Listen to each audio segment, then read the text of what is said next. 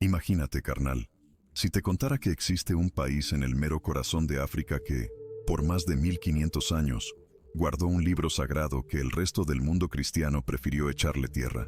¿Qué sentirías al saber que mientras en Europa andaban quemando manuscritos y censurando lo que no les convenía, un reino allá en la sierra de Etiopía se rifó y cuidó con recelo las palabras de un profeta que, dicen, caminó con Dios y nunca vio la muerte? Esto no es un cuento de hadas, es historia, y de la buena. Y la que te voy a soltar hoy te va a cambiar por completo la forma de entender cómo se armó la Biblia que tú conoces. El libro de Enoc anduvo por siglos siendo parte fundamental de la tradición judeocristiana. Los apóstoles lo conocían. Los primeros padres de la iglesia lo citaban sin broncas. Las comunidades que resguardaron los rollos del Mar Muerto lo copiaban con devoción, como si fuera oro molido.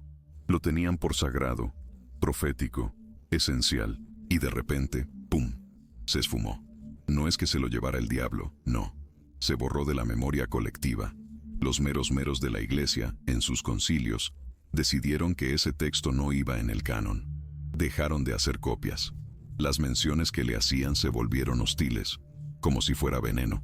En cuestión de siglos, el cristianismo de este lado del mundo olvidó que alguna vez existió, pero allá, en las tierras altas de Etiopía, la cosa fue distinta. Una iglesia aislada, como si estuviera en su propio rancho, con una tradición que viene desde los primeros años del cristianismo, tomó otra decisión.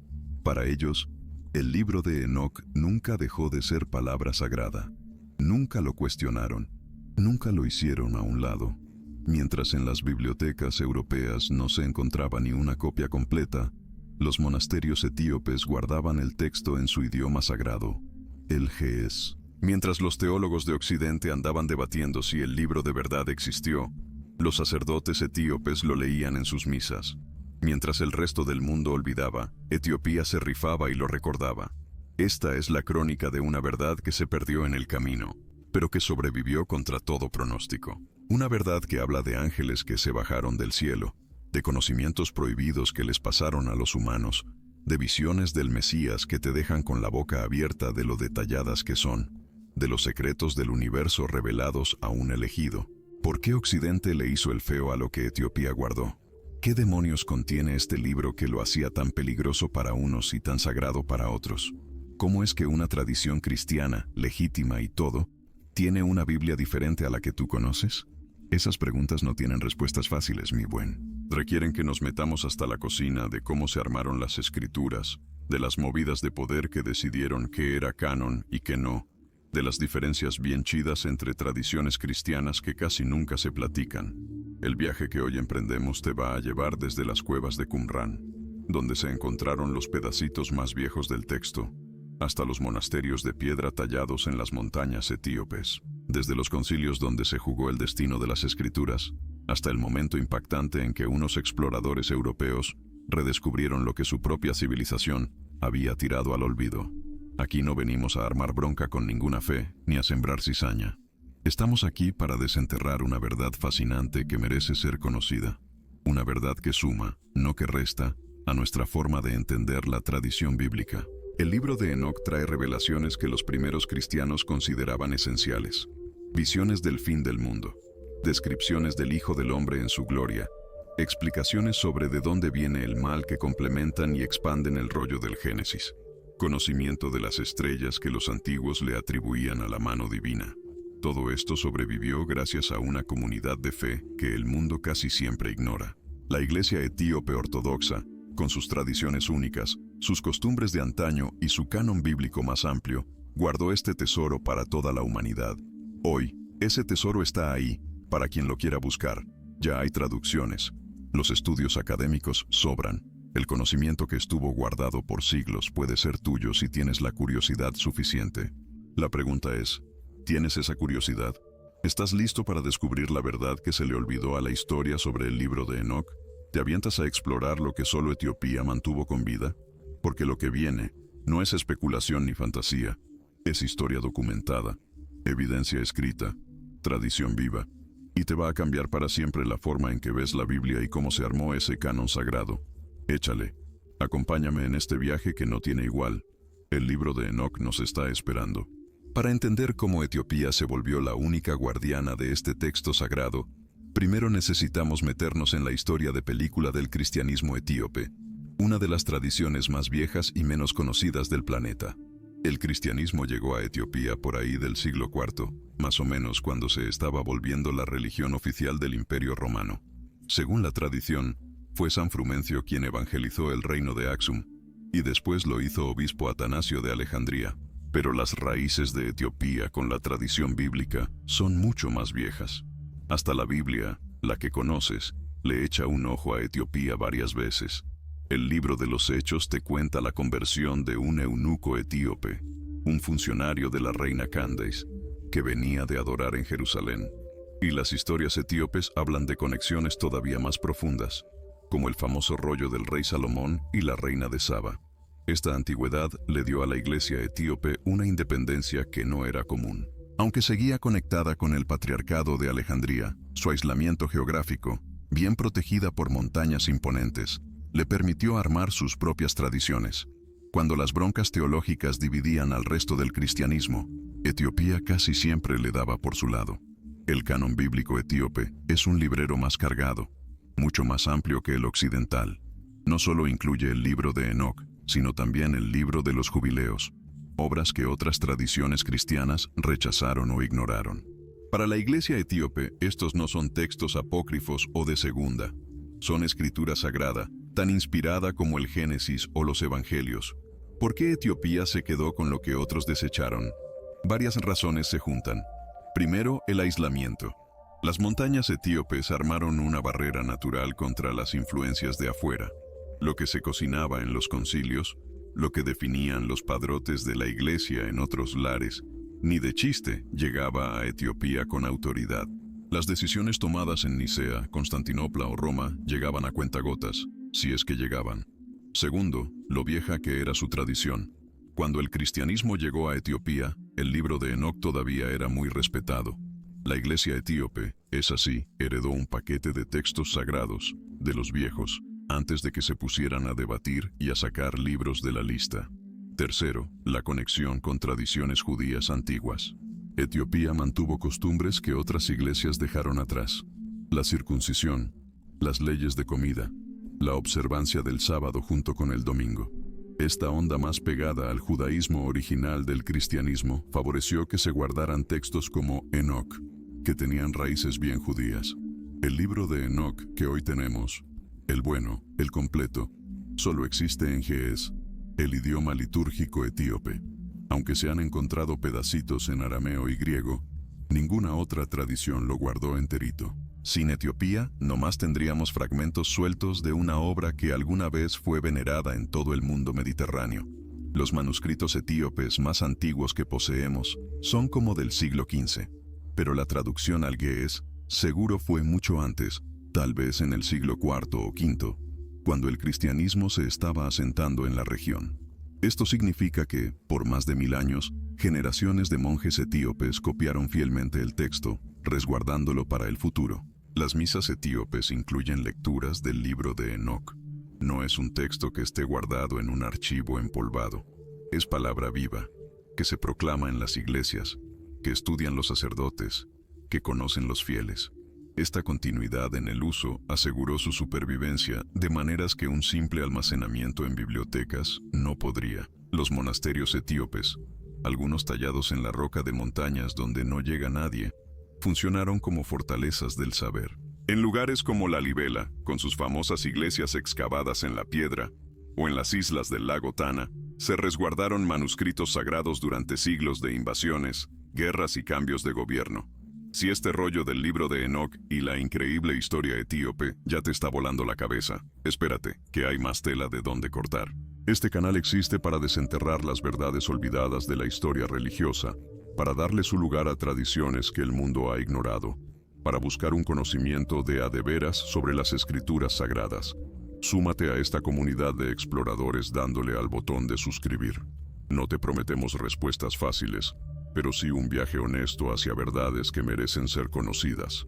Ahora, sigamos descubriendo por qué este texto se guardó en un lugar y se mandó a la goma en otros. El contenido del libro de Enoc te explica por qué a unos les voló la cabeza y por qué a otros, en el occidente, les dio por tirarlo a la basura. Lo que este texto revela te desafía lo que creías saber y le da un giro dramático a la historia bíblica que conocemos. La parte que le dicen el libro de los vigilantes es como un zoom, una expansión brutal, de ese pasaje cortito y misterioso del Génesis, capítulo 6, donde se menciona que los hijos de Dios se echaron a las hijas de los hombres, donde la Biblia canónica te da unos versículos enigmáticos. Enoc te suelta una historia completa y perturbadora. Según el chismógrafo etíope, 200 ángeles, de esos que llaman vigilantes porque su chamba era nomás ver y cuidar, se dejaron caer en el monte Hermón. Ahí hicieron un pacto, jurándose unos a otros que iban a cometer su transgresión. Agarraron viejas humanas y engendraron unos gigantes que nomás vinieron a armar desmadre en la tierra. Pero lo que de verdad te va a volar la tapa no es solo este rollo de la calentura cósmica. Es el conocimiento que estos ángeles les pasaron al costo.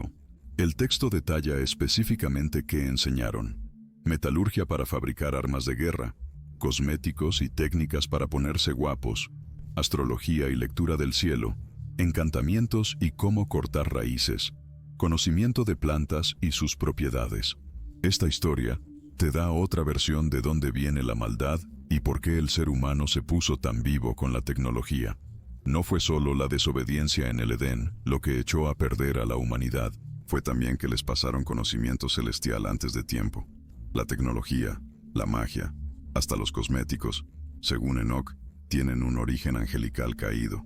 Las broncas teológicas que esto trae son de veras, enormes. Si el saber puede ser un peligro, si hay cosas que el humano no debería ni oler, entonces el control de lo que se sabe se vuelve un rollo espiritual, ¿o no? No es difícil ver por qué las autoridades religiosas de después lo vieron como un problema, o como una conveniencia, según les fuera el aire. Las partes donde Enoc viaja por el cielo te cuentan cómo lo llevaron por diferentes planos celestiales. Ve las cárceles donde los ángeles transgresores esperan el juicio eterno. Contempla los almacenes de los vientos, la nieve, las lluvias. Observa cómo el sol y la luna se mueven por puertas celestiales. El conocimiento de las estrellas en el libro de Enoc es sorprendentemente detallado. El texto presenta un calendario solar de 364 días, dividido en 4 estaciones idénticas de 91 días cada una. Este calendario es diferente al lunar que después dominó en el judaísmo rabínico, y algunos expertos sugieren que las broncas de calendarios de la vida real se reflejan en estas diferencias del texto. Las parábolas de Enoc, una sección bien importante, te presentan la figura del Hijo del Hombre con características claritas de Mesías. Este ser ya existía antes de la creación. Fue elegido y ocultado ante la presencia del Señor de los Espíritus antes de que el sol y las estrellas fueran creados. Se sentará en un trono de gloria para juzgar a reyes y poderosos. La conexión con las descripciones de Jesús en los Evangelios es innegable. Cuando Jesús usaba el título Hijo del Hombre, sus oyentes judíos del primer siglo seguramente tenían en mente estas historias de Enoc. El título no era de humildad. Era una reclamación de una identidad cósmica fuera de lo común. El texto también trae profecías sobre el juicio final que son dramáticamente detalladas. A los ricos que oprimieron a los pobres les van a quitar todo. A los reyes que se pasaron de la raya con su poder, los van a humillar. A los justos que sufrieron, los van a vengar. Este mensaje de que todo se va a voltear al final de los tiempos tenía implicaciones sociales revolucionarias. Cuando el cristianismo se volvió la religión oficial del imperio, cuando los obispos ya le daban consejos a los emperadores y la iglesia le hacía a la de la lana y el poder, ¿convenía un texto que te decía que Dios les iba a partir la madre a los meros de la tierra? Pues la respuesta te la doy de una vez. No. Etiopía, aislada de esas movidas de poder occidentales, no tenía las mismas razones para suprimir el texto.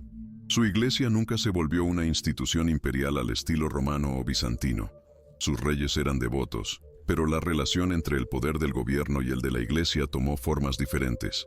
Para comprender la importancia del libro de Enoc, que Etiopía guardó como oro, necesitamos examinar conceptos clave que a menudo se entienden mal o se desconocen por completo.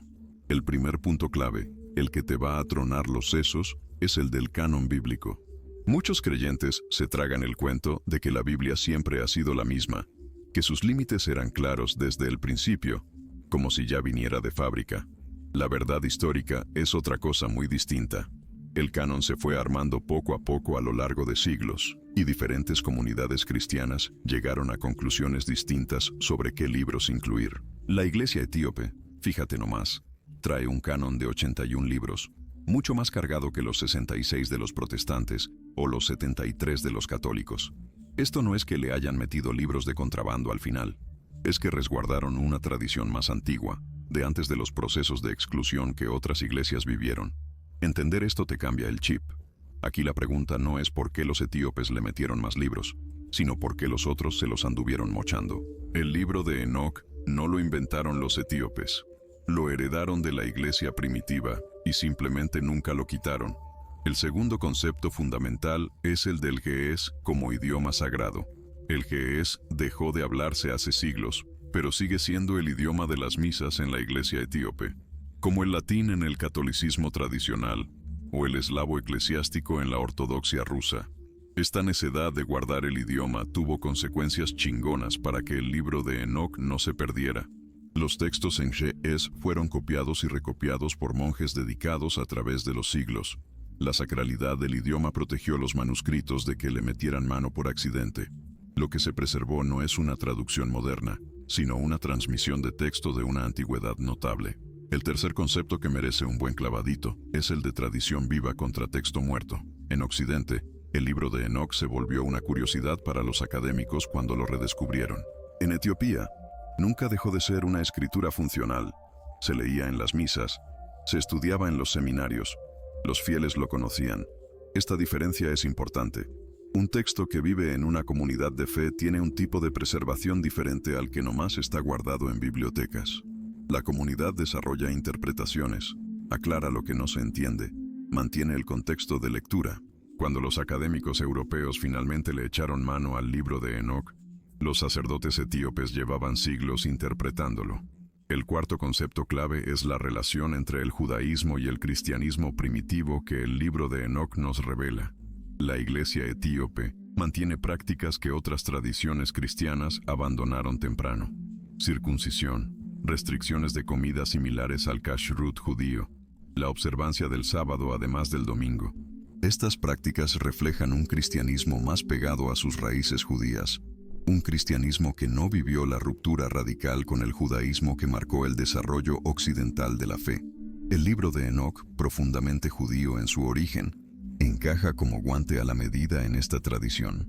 Los pedacitos en arameo de Enoc encontrados en Qumran demuestran que el texto era algo central para las comunidades judías de la época del Segundo Templo. La preservación etíope siguió con esta veneración, mientras que el judaísmo rabínico y el cristianismo occidental eventualmente lo hicieron a un lado por razones distintas. Acabamos de ver cómo conceptos fundamentales como el canon bíblico, el idioma sagrado y la tradición viva explican la forma única en que Etiopía guardó el libro de Enoc. Pero me pregunto, ¿cuál de estas cosas les voló más la cabeza? ¿Sabías que había Biblias con más libros que la tuya? ¿Ya te sabías el rollo de la iglesia etíope? Échame un comentario, que me late leer lo que piensan. Y quién sabe, tal vez tu comentario inspire el próximo tema que desenterremos juntos. Ahora, sigamos profundizando en esta historia tan chida. Para apreciar de lleno cómo y por qué Etiopía se rifó con el libro de Enoc, necesitamos meternos en el contexto extraordinario de esta civilización única. Etiopía no es un país africano cualquiera, no, señor. Es una de las civilizaciones más antiguas del mundo, con una historia documentada que se remonta a más de 3000 años. El reino de Aksum, el papá de la Etiopía de hoy, fue una de las potencias de a de veras del mundo antiguo. Le echaba pleito a Roma y a Persia en el negocio. Las tradiciones etíopes claman una conexión directa con el Israel bíblico a través de la famosa historia del rey Salomón y la reina de Saba. Según el Kebra Nagast, el libro de la gloria de los reyes, que es como la constitución nacional etíope, la reina visitó a Salomón en Jerusalén y concibió un hijo, Menelik I, quien después fundaría la dinastía salomónica de Etiopía. Pero ahí te va lo más cabrón. La tradición dice que Menelik se trajo el arca de la alianza para Etiopía y que ahí sigue, guardadita en una capilla especial en Aksum, según los que creen. Aunque los académicos andan debatiendo si esto es neta o no, su importancia para la identidad etíope es innegable. Esta conexión que se avientan con Israel te explica un chorro del rollo religioso de los etíopes. La iglesia etíope ortodoxa no se ve como una copia barata o una sucursal, no. Se considera heredera directa de las promesas divinas, conectada con la historia sagrada desde sus orígenes más remotos. El cristianismo que llegó a Etiopía en el siglo IV encontró terreno fértil en una cultura que ya le tenía respeto a las tradiciones israelitas. La conversión no fue una ruptura, sino una continuación. Los etíopes ya conocían al Dios de Abraham, ahora aceptaban a su Mesías. Esta continuidad explica por qué guardaron textos y prácticas que otras tradiciones cristianas abandonaron. La circuncisión al 8º día, las restricciones de comida parecidas al kashrut judío, la importancia central del arca en la devoción. Todo esto refleja un cristianismo que nunca se desconectó por completo de sus raíces del Antiguo Testamento. El libro de Enoc les cayó como anillo al dedo a esta tradición. Su mero protagonista era un patriarca de antes del diluvio, más viejo que Abraham, conectado con el mero origen de la historia sagrada. Sus revelaciones sobre los cielos, los ángeles y el juicio complementaban la historia bíblica de formas que los etíopes encontraban naturales y edificantes. La geografía también influyó su geografía. Las imponentes montañas de Etiopía, que en algunos puntos superan los 4.000 metros de altura, crearon un aislamiento natural, un muro protector. Las invasiones que arrasaron otras regiones cristianas, desde las conquistas islámicas hasta las cruzadas, llegaron a Etiopía de forma distinta. Así, el país mantuvo su independencia cristiana durante siglos, mientras otros reinos caían uno tras otro. Este aislamiento tuvo repercusiones directas en sus textos. Los acalorados debates que definían la ortodoxia en Constantinopla o Roma llegaban a Etiopía con retraso y ya muy filtrados. Las decisiones sobre qué libros entraban en el canon y cuáles debían ser desechados no tenían la misma fuerza vinculante allá. Etiopía, pues, pudo mantener su tradición sin las presiones externas de tener que uniformarse. Los monasterios etíopes desarrollaron una cultura de preservación de manuscritos que raya en lo extraordinario. En parajes que hoy nos parecen inaccesibles, comunidades de monjes dedicaban sus vidas enteras a copiar textos sagrados. Esta labor de copistas fue la que garantizó la supervivencia de obras que, sin ellos, se habrían perdido para siempre. La estética de los manuscritos etíopes es única, inconfundible, hechos en pergaminos de piel de cabra, con esa escritura que es tan suya, y con ilustraciones a todo color que siguen sus propias reglas. Estos manuscritos no eran solo libros, eran objetos sagrados, tratados con una reverencia casi mística, preservados con un celo impresionante. Cuando los exploradores europeos pisaron Etiopía en los siglos XVIII y XIX, se toparon con un mundo cristiano totalmente ajeno a lo que conocían. Vieron prácticas que les parecían judías, encontraron textos que daban por perdidos, liturgias que no les sonaban de nada. El libro de Enoc fue una pieza clave de este hallazgo que les voló la cabeza. La historia del libro de Enoc bien podría contarse como una de divergencias. Caminos que se separan, tradiciones que evolucionan de forma distinta, destinos textuales que se bifurcan. En los primeros siglos del cristianismo, el libro de Enoc era de conocimiento común y muy respetado. Los fragmentos hallados en Qumrán son prueba de su peso en las comunidades judías de la época del Segundo Templo, y la cita explícita en la Epístola de Judas nos deja claro que los primeros cristianos lo veían como un texto profético. Los padres de la Iglesia de los siglos II y III lo citaron a menudo. Tertuliano lo defendió con todo. Ireneo y Clemente de Alejandría lo trataron con respeto. En ese entonces, no había una línea clara entre quienes lo preservarían y quienes lo perderían. El verdadero punto de quiebre llegó con la institucionalización del cristianismo en el siglo IV, cuando Constantino le dio luz verde a la fe y sus sucesores la hicieron religión oficial. La necesidad de definir la ortodoxia se hizo urgente. ¿Qué libros eran verdaderamente sagrados? ¿Cuáles se leerían en las iglesias? ¿Cuáles se iban a la basura? Cuando los concilios se reunieron para zanjar estas cuestiones, el libro de Enoc simplemente no pasó el filtro para el canon emergente. Las razones fueron varias: su cosmología tan elaborada, su relación con grupos tildados de herejes y un modelo de revelación directa que le metía ruido a la autoridad eclesiástica. Poco a poco, el texto fue relegado en Occidente. Pero en Etiopía, este proceso nomás no sucedió. El cristianismo etíope ya estaba bien cimentado antes de que los concilios occidentales se pusieran a definir sus exclusiones. La iglesia etíope ni estuvo presente en esas deliberaciones, ni se sintió amarrada por sus conclusiones. Durante los siglos medievales, las trayectorias se abrieron de plano.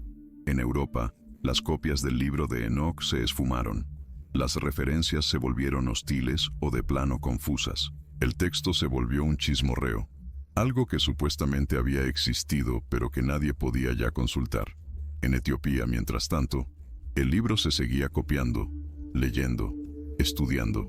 Generaciones de monjes en esos monasterios remotos preservaron el texto con la misma fidelidad con la que cuidaban los evangelios. Para ellos, no había bronca. Todo era palabra sagrada. El redescubrimiento occidental arrancó en el siglo XVIII. El explorador escocés James Bruce, tras años de andar por Etiopía, se trajo a Europa varios manuscritos ge'ez del libro de Enoc. Por primera vez en más de 1000 años, los eruditos de acá podían leer el texto completo. El impacto fue tremendo. Los académicos reconocieron de inmediato la importancia del texto para entender el judaísmo intertestamentario y los orígenes del cristianismo. Las traducciones se multiplicaron. El libro de Enoc pasó de ser una leyenda a un documento accesible. El descubrimiento de los rollos del Mar Muerto en 1947 trajo una confirmación dramática. Los fragmentos arameos y hebreos hallados en las cuevas de Qumrán demostraron que el texto etíope no era un invento medieval. Era una traducción fiel de un original genuinamente antiguo. Hoy por hoy, el libro de Enoc ocupa un lugar único. No es canónico para la mayoría de las iglesias cristianas, pero se le reconoce como un documento histórico invaluable.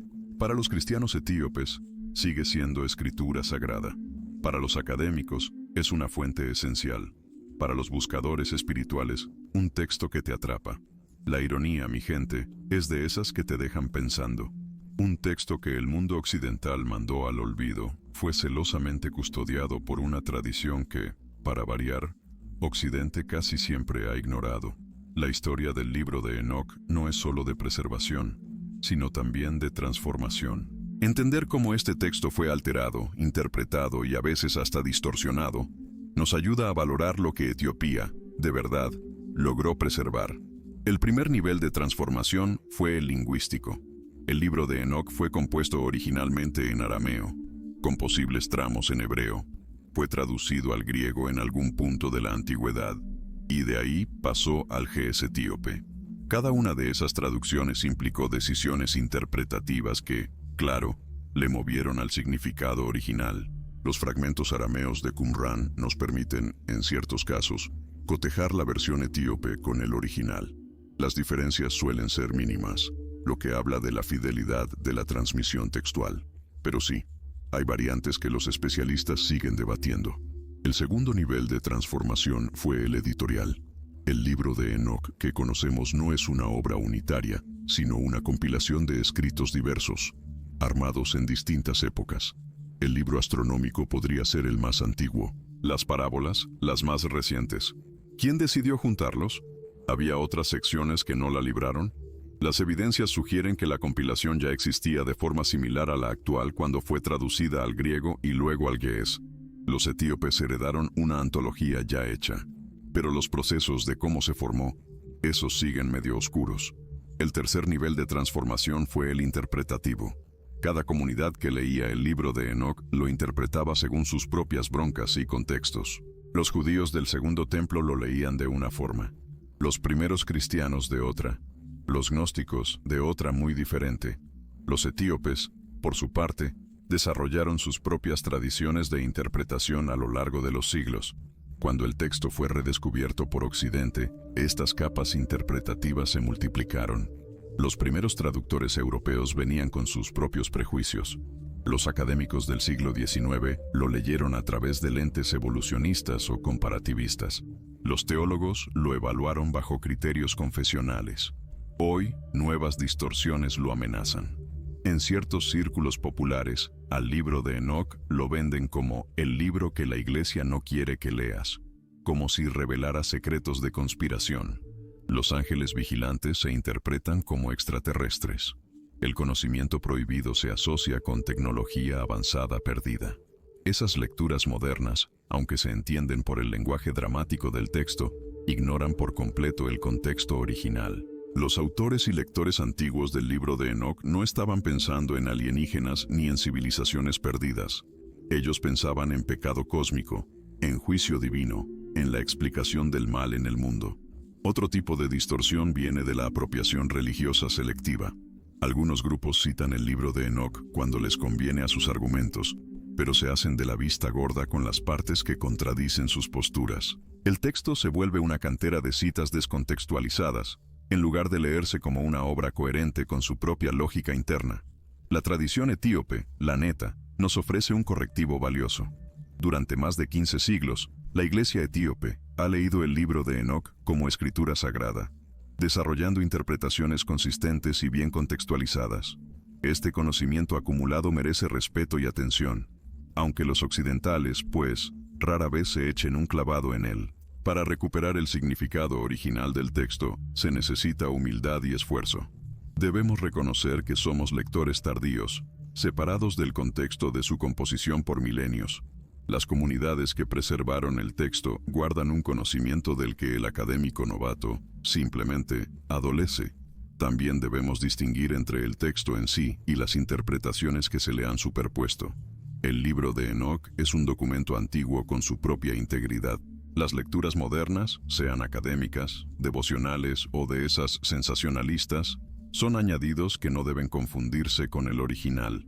La preservación etíope nos brinda el texto más completo y mejor transmitido. Pero incluso este texto es una traducción de una traducción, una compilación cuya formación no acabamos de comprender del todo. La humildad ante estas limitaciones es apropiada y, la neta, necesaria. Las pruebas que respaldan la autenticidad y la antigüedad del libro de Enoc, tal como lo conservó Etiopía, son sólidas y abundantes.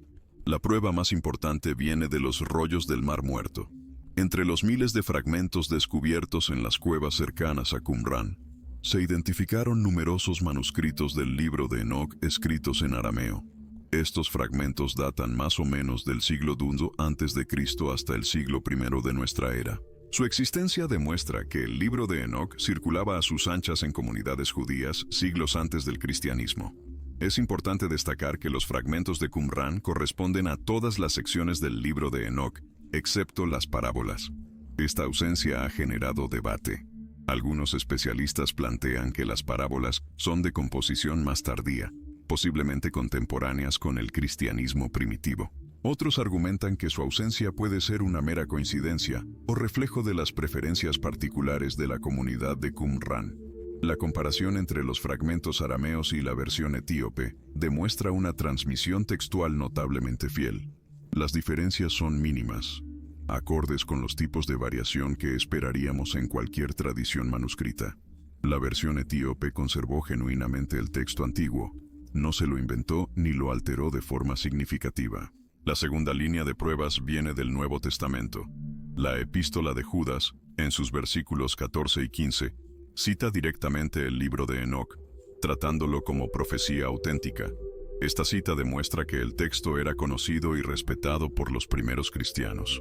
Aparte de esta cita explícita, los especialistas han identificado numerosas alusiones al libro de Enoc en otros textos neotestamentarios. El lenguaje del Hijo del Hombre en los Evangelios, las referencias a ángeles que pecaron en 2 de Pedro, elementos de la visión celestial en el Apocalipsis, todo eso muestra la influencia enóquica. La tercera prueba son los escritos patrísticos. Los padres de la Iglesia de los primeros siglos citaron y discutieron el libro de Enoc con lujo de detalle. Tertuliano lo defendió, Ireneo lo citó, Clemente de Alejandría lo utilizó. Esas referencias demuestran la amplia circulación y el respeto que el texto gozaba antes de que lo marginaran. Jerónimo, traductor de la Vulgata latina, aunque rechazó el libro, da testimonio de su existencia y de que era conocido en su época. Hasta los rechazos son prueba de que el texto era conocido y discutido. La cuarta línea de pruebas es la propia tradición manuscrita etíope. Los manuscritos yes más antiguos que tenemos datan del siglo XV. pero la traducción seguramente ocurrió más de 1000 años antes. La consistencia entre manuscritos de distintos siglos y regiones demuestra una transmisión cuidadosa y controlada. La Iglesia etíope desarrolló prácticas de copiado meticulosas. Los monjes que transcribían textos sagrados lo hacían como un acto devocional, con reverencia y mucha atención. Los errores se corregían, las variantes se identificaban, la integridad textual se protegía. Finalmente, las pruebas internas del texto mismo respaldan su antigüedad. El lenguaje, los conceptos teológicos, las preocupaciones que se reflejan, todo es consistente con el periodo del Segundo Templo judío. El libro de Enoc no se lee como un invento medieval, se lee como el producto de su época histórica real. Las zonas de incertidumbre persisten. No sabemos quiénes fueron los autores originales. Las circunstancias exactas de la composición de cada sección siguen siendo objeto de debate, y los procesos que combinaron distintos escritos en la colección que conocemos no están del todo claros. Hemos recorrido pruebas fascinantes sobre el libro de Enoc y cómo se conservó en Etiopía. Pero ahora, me gustaría preguntarles a ustedes, mi gente, ¿desde dónde nos están viendo? ¿Desde qué rancho, qué ciudad o qué país nos acompañan en esta búsqueda de conocimiento sobre los textos olvidados de la tradición bíblica? Échenle en los comentarios su ubicación. La neta, es fascinante ver cómo gente de todo el mundo anda en busca de las mismas respuestas sobre los misterios de las escrituras antiguas. Y ahora sí, pasemos a uno de los capítulos más reveladores de esta historia. Para entender por qué el libro de Enoc la libró en Etiopía pero fue relegado en Occidente, tenemos que echarle un ojo a las dinámicas de poder que operaban en cada contexto.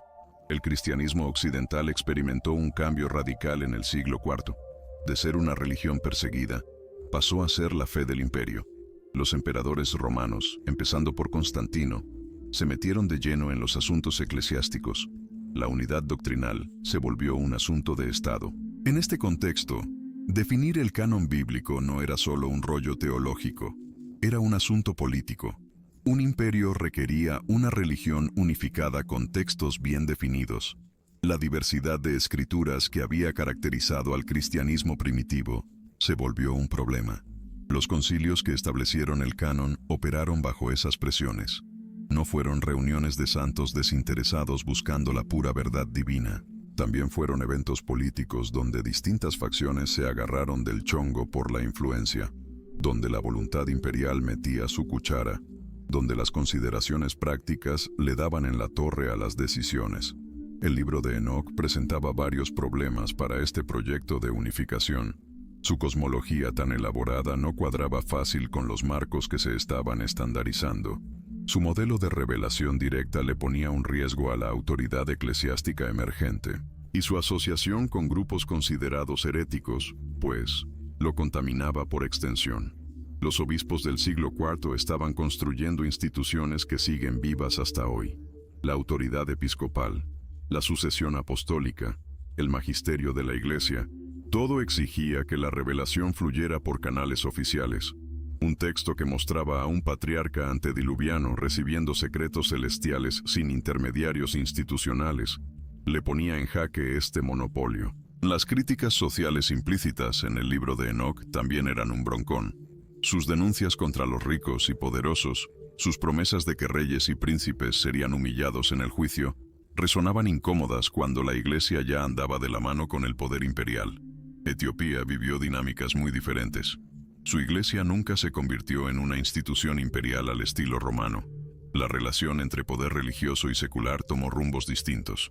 Los emperadores etíopes eran devotos, pero la Iglesia mantenía una independencia considerable.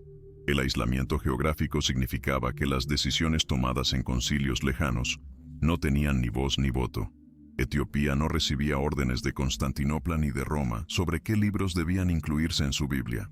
Podía mantener su tradición heredada sin presiones para que se uniformara. La estructura eclesiástica etíope también era distinta.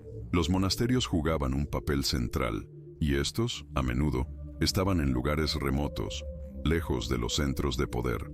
La preservación de los manuscritos dependía de comunidades monásticas que valoraban su tradición particular. Es importante no simplificar demasiado. No hubo una conspiración centralizada para borrar el libro de Enoc. El proceso fue gradual. resultado de muchas decisiones individuales tomadas en contextos distintos. Algunos líderes eclesiásticos, de verdad, creían estar protegiendo la fe al marginar textos que consideraban problemáticos.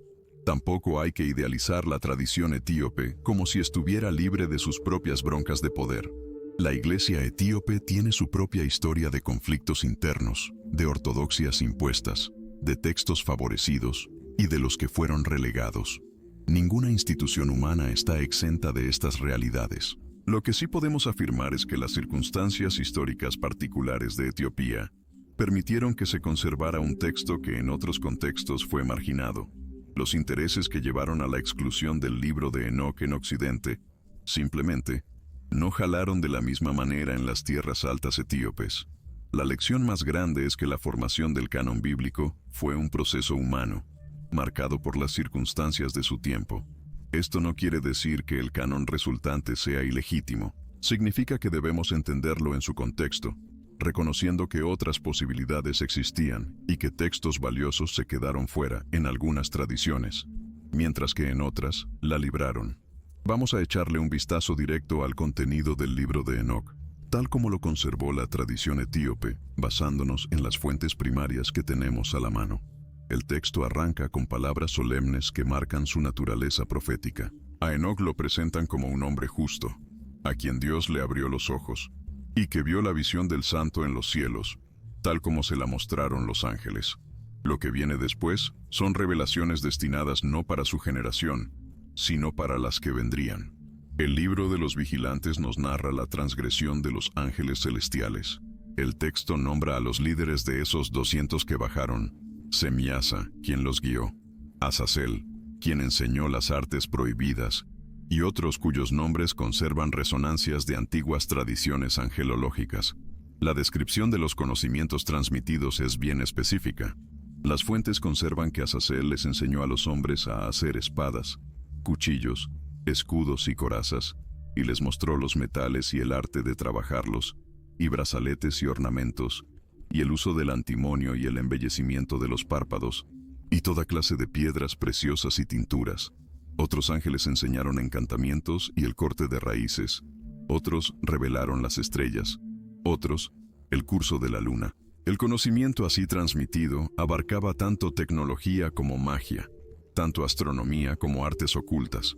Los viajes celestiales de Enoc describen sus recorridos por distintas regiones cósmicas, guiado por ángeles. Ve el lugar donde los cielos se completan. Contempla los depósitos de todos los vientos. Observa la piedra angular de la tierra y los 4 vientos que sostienen la tierra y el firmamento del cielo. Las descripciones geográficas mezclan lo reconocible con lo mítico. Montañas de fuego, ríos de fuego que desembocan en el gran mar occidental, 7 montañas de piedras preciosas, el árbol de la vida, lo que les espera a los justos, dicen.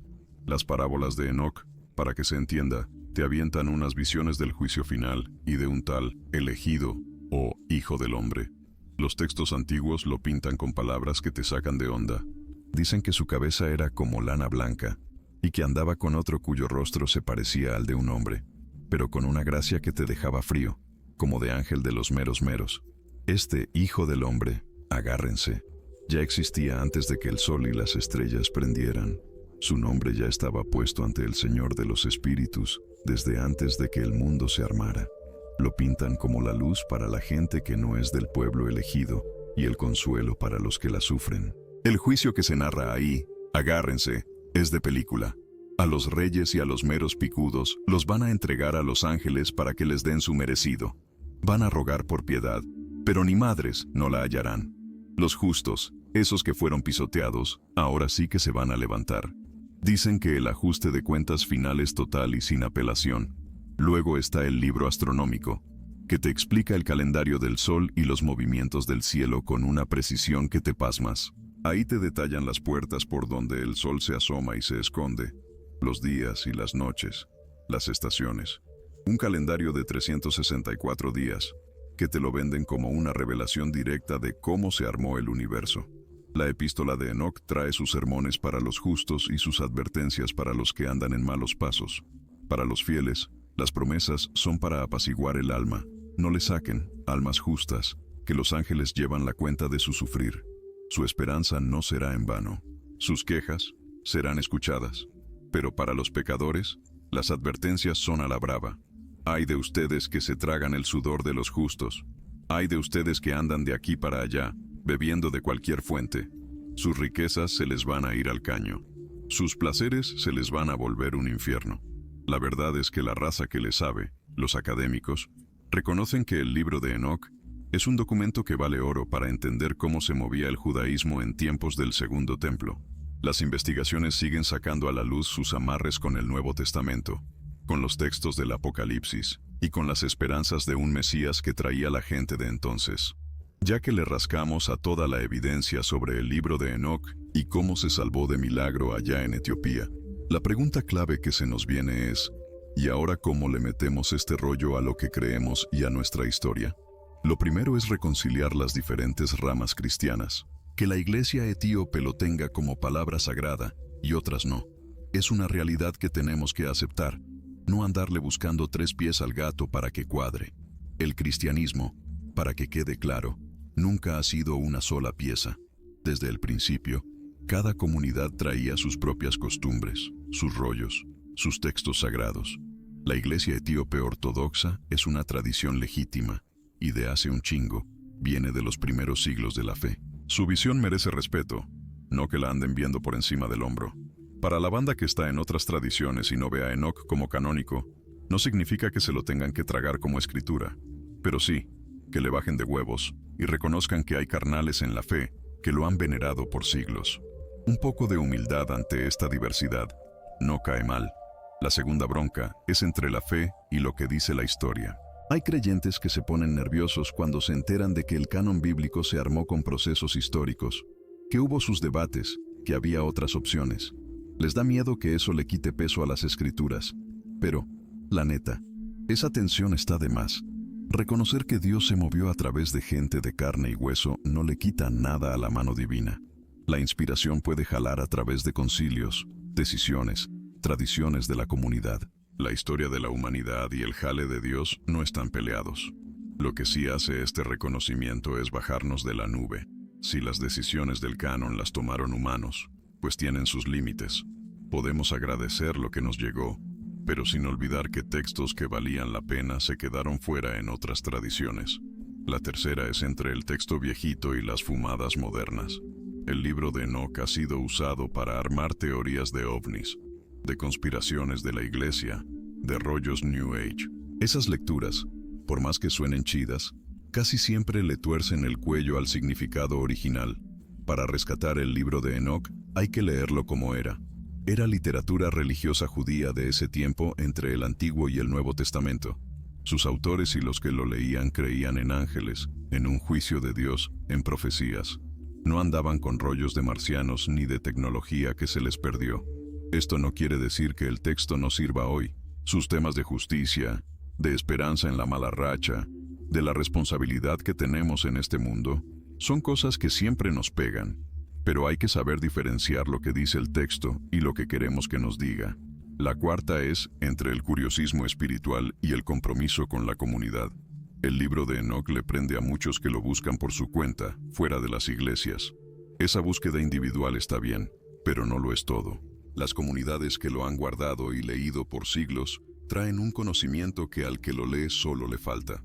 La tradición etíope para interpretar, que se ha cocinado por más de 15 siglos, te ofrece unas perspectivas que ni el más listo de hoy podría sacar por sí solo. No es que nos tengamos que volver cristianos etíopes para leer a Enoc a la buena, pero sí, hay que escuchar con seriedad a la gente que ha vivido con este texto por generaciones. Ser humilde ante la tradición le suma, no le resta, a la búsqueda personal. La quinta y última es entre lo que se perdió y lo que se salvó. El libro de Enoc nos recuerda que el cristianismo es más grande de lo que casi siempre nos imaginamos. Hubo textos venerados que los echaron a un lado. Hubo tradiciones bien vivas que se olvidaron. Hubo voces que callaron. Esta pérdida es de verdad y duele, pero también hubo quien lo guardó. Etiopía mantuvo lo que otros dejaron ir. Los manuscritos le hicieron la lucha. El conocimiento no se borró del mapa por completo. Lo que se perdió, al menos en parte, se puede recuperar. El libro de Enoc es la prueba de que se puede. Un texto que casi borran de la memoria de Occidente. Ahora está ahí para el que quiera leerlo. Los secretos que se guardaron por siglos pueden salir a la luz. La verdad que se olvidó puede regresar. Juntos, le dimos una buena vuelta a la historia, ¿verdad? Desde las comunidades judías de hace un chingo hasta los monasterios de allá en las montañas etíopes. Desde los concilios que decidieron qué entraba en la Biblia hasta el momento en que Occidente, ¡zas!, se topó con lo que había perdido. El libro de Enoc no es nomás un texto viejo para los arqueólogos. Es el testimonio vivito de una tradición espiritual que al mundo casi siempre le vale madre. Es la prueba de que el cristianismo es más diverso, más viejo, más cabrón de lo que muchos se imaginan. Lo que los cuates de Etiopía guardaron no fue solo un papelito. Fue una forma de ver el cosmos, de entender de dónde viene la maldad, una esperanza en el juicio de Dios, un amarre con revelaciones que los primeros creyentes veían como sagradas. Por más de 15 siglos, mientras en Occidente se les olvidaba, unos monjes etíopes en sus monasterios de piedra le daban a copiar las palabras de Enoc, generación tras generación, las visiones de los ángeles caídos, los viajes por el cielo, las profecías del Hijo del Hombre, se fueron pasando de boca en boca. Esto no fue de pura casualidad, fue un acto de fe, punto. Los etíopes creían que tenían palabra sagrada en sus manos, y así le hicieron. Su devoción le salvó a la humanidad un tesoro que, de otra forma, se hubiera ido al carajo para siempre. La ironía de la historia, fíjense bien, es de esas que te calan. El mundo cristiano de Occidente, que se sentía la mera crema de la civilización, perdió un texto que una tradición que siempre han visto como africana o de la orilla, lo mantuvo vivo. Los que se sentían los dueños de la fe, ¡zas!, les salió que tenían la herencia mocha. Pero esto no es para andar de agüitados, es para agradecer. Gracias a Etiopía, el libro de Enoc está hoy aquí. Gracias a esos monjes aferrados en lugares perdidos, el conocimiento no se dobló. Gracias a una tradición que el mundo ni peló, podemos meternos a revelaciones que, de otra forma, serían puro chisme. El viaje que nos echamos hoy te ha abierto los ojos a verdades que merecen ser contadas. Que la Biblia que conocemos se armó con procesos de la historia, que hay diferentes ramas cristianas que le dan valor a diferentes escrituras, que textos que apóstoles y los primeros creyentes veneraban los terminaron haciendo a un lado. Estas verdades no te tumban la fe, al contrario, la hacen más profunda, porque te enseñan que la búsqueda espiritual siempre ha sido un rollo, que la diversidad siempre ha estado ahí, que la verdad de Dios puede jalar hasta en los rincones más impensables. Ahí te está esperando el libro de Enoc. Sus páginas traen visiones que los primeros cristianos ya conocían. Lo que te revela sobre los ángeles, sobre el Mesías, sobre el juicio, le pone más carne a lo que la Biblia canónica ya te enseña. Su forma de ver el universo te abre puertas a mundos que, si no, se quedarían cerrados. Si te aguantaste hasta acá, eres de los que no le sacan a las preguntas cabronas, de los que le dan el mismo valor al conocimiento que a la tradición, de los que entienden que cuestionar puede hacer más fuerte la fe, no reventarla. Y así llegamos al final de este viaje de no creer sobre la verdad que se perdió del libro de Enoc y cómo Etiopía lo mantuvo a flote contra viento y marea.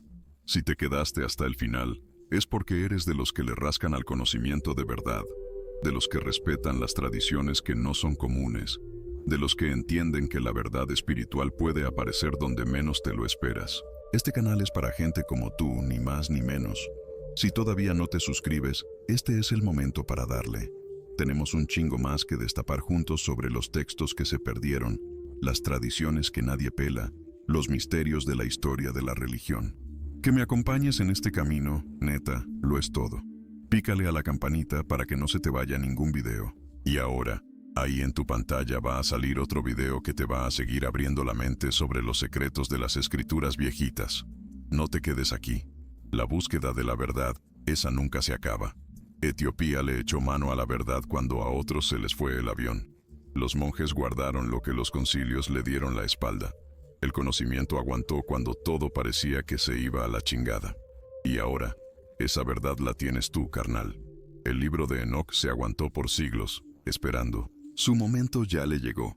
Y tú, que te aventaste este viaje, Ahora eres el heredero de un conocimiento que casi se pierde para siempre.